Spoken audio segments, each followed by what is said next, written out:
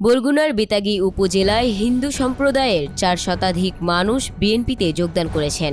শুক্রবার সন্ধ্যায় বেতাগী জেলেপাড়া সার্বজনীন শ্রী শ্রী মন্দির প্রাঙ্গণে অনুষ্ঠিত মতবিনিময় সভায় বিএনপির কেন্দ্রীয় কমিটির ভাইস চেয়ারম্যান ও বরগুনা 2 আসনের ধানের শীষ প্রতীকের প্রার্থী নুরুল ইসলাম মনি উপস্থিত ছিলেন। সভায় তিনি বলেন, বিএনপির ভারপ্রাপ্ত চেয়ারম্যান তারেক রহমানের বার্তা হল ধর্ম যার যার, রাষ্ট্র সবার। বাংলাদেশে সংখ্যালঘু বলতে কিছু নেই, হিন্দু মুসলমান সমান অধিকার ভোগ করবে। তিনি আরও উল্লেখ করেন, 5 আগস্টের পর থেকে বেতাগীতে হিন্দু সম্প্রদায় বিএনপির নেতৃত্বে ব্যবসা বাণিজ্যে সুযোগ পাচ্ছে। তারেক রহমান প্রধানমন্ত্রী হলে হিন্দু মুসলমান সমান অধিকার নিশ্চিত হবে। সভায় সভাপতিত্ব করেন মুক্তিযোদ্ধা বিমল মিস্ত্রি।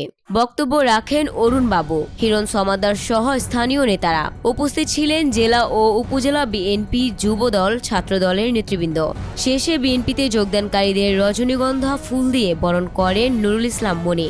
Desk report, News Times.